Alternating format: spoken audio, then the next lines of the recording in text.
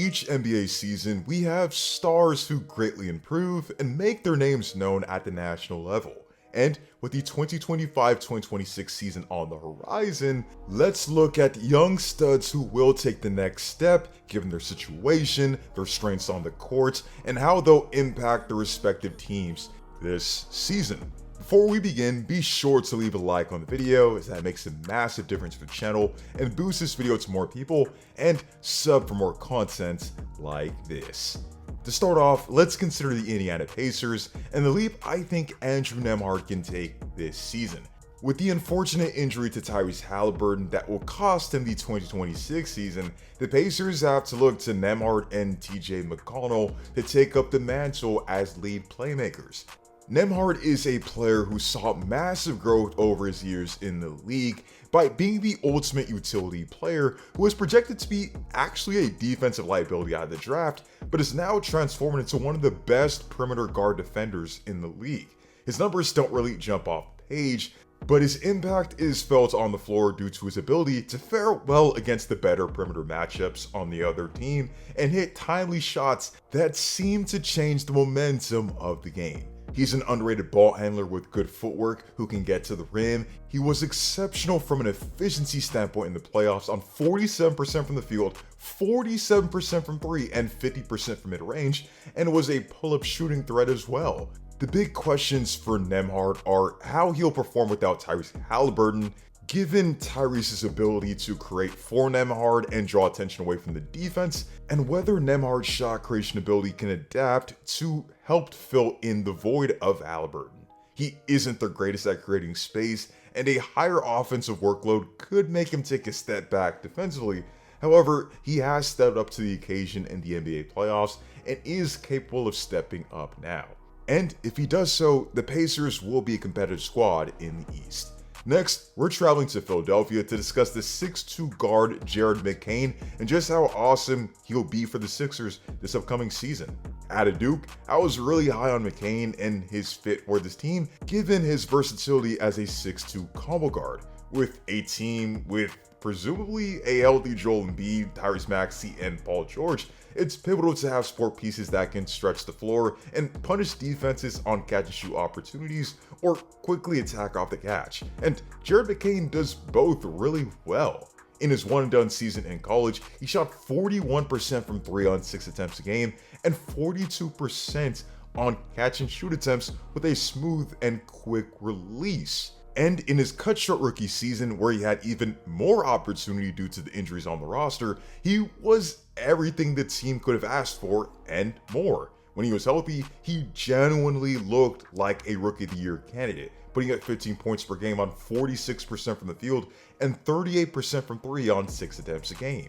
He obviously showed off his three-point shooting prowess and hitting 40% of his above-the-rate threes, and he also hit 44% of his catch-and-shoot threes, further demonstrating his adaptability on the floor. However, what struck me most about his play was how comfortable he looked at times as a self-creator on the floor, being able to put the ball on the floor and get by defenders with his crafty handle, get to the rim, and even create some separation on his jumpers. With the confidence he has as a pull-up shooter and off the ball, I see McCain as a key utility piece off the bench that can bolster that second unit while also playing minutes with the aforementioned members of that starting five. And if healthy, I think McCain will surprise a lot of people and he'll be invaluable on the Sixers team that honestly has a ton of volatility. Lastly, for the guards, we need to talk about Sheppard, a player who, crazy enough, will be a massive X factor for the Houston Rockets this upcoming season.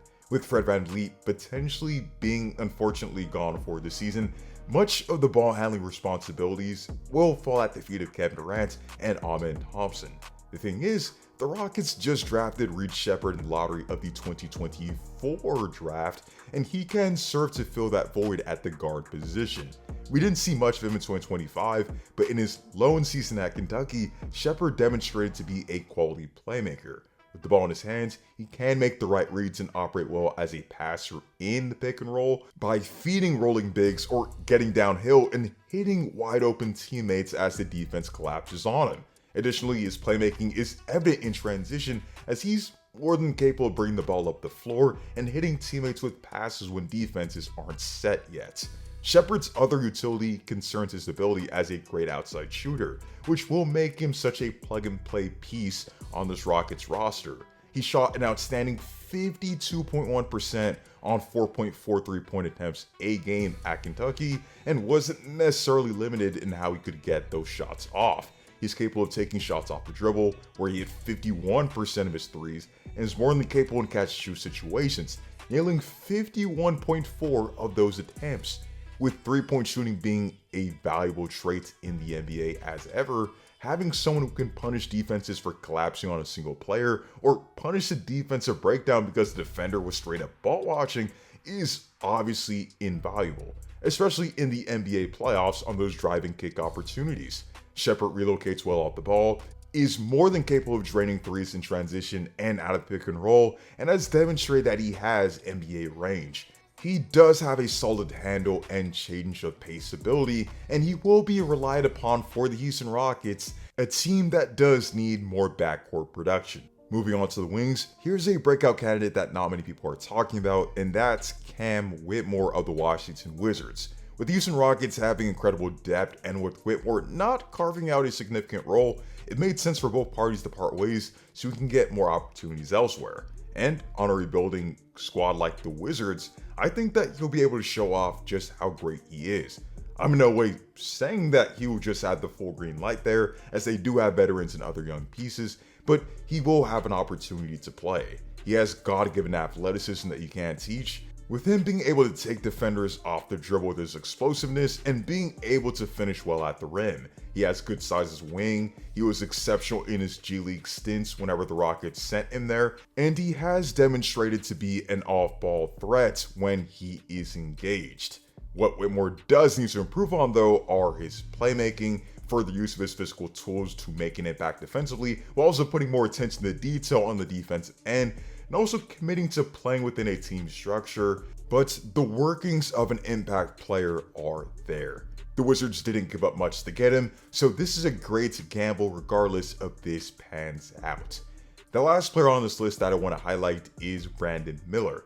While I do acknowledge that he is already a good player, there are steps that he can take to catapult his game and the Hornets' success to new heights in the 2026 season. He has a nice handle, footwork, and ability to get separation that he uses to get to his spots and hit mid-range and follow-away jumpers, which makes him a good isolation scorer. He moves like an experienced veteran on the floor, he is adequate at getting into the paint, he can be a fearless finisher and attacker of the rim, he can hit outside bombs and catch-and-shoot situations, he uses athleticism to be a factor in transition game as both a finisher and break starter, and he can finish through contact. He was able to total the third most points ever for Hornets player through their first 100 games of the franchise. He easily has the potential to be a 25 points per game scorer in this league, and the Hornets need him to be at his best if they want to take the next step. However, he just needs to stay healthy, as he played just 26 games this past season, and that's absolutely a no-no if the Hornets at least want to make a play-in bid in 2026. Those are just my thoughts on who I think will be the breakout players of this NBA season, but if I left anyone out, comment that down below. What do you think about the guys that I mentioned in this video and how they can impact their respective teams? And what do you think their stat projections will be for this season? Be sure to leave a like and sub for more content like this. I hope to see you all in the next one. Have a blessed day.